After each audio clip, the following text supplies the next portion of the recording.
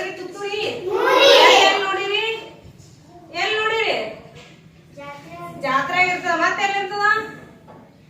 ಎಲ್ಲಿರ್ತದ ಜಾತ್ರೆ ಒಳಗ ಊದ್ಕೊ ತಿರುಗ್ತಾರ ನೋಡಿರಿ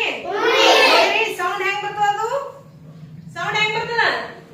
ಹೇಳ್ರಿ ಏನಂತ ಸೌಂಡ್ ಹೆಂಗ್ ಬರ್ತದ ಪಿ ಅಂತ ಬರ್ತೈತಿಲ್ಲ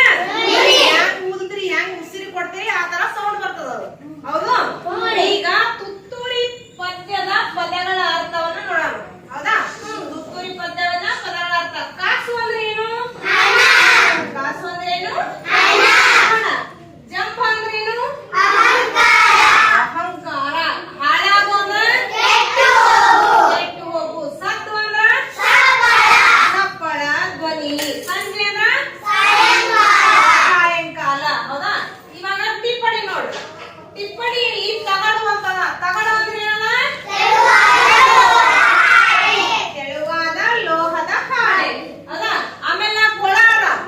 ಕೊಳ ಅಂದ್ರೆ ಏನು ನೀರಿನ ತಾಣ ಅಥವಾ ಕೆರೆ ಅಂದ್ರೆ ನೀರು ಸಂಗ್ರಹ ಆಗುವ ಜಾಗ ಹೌದಾ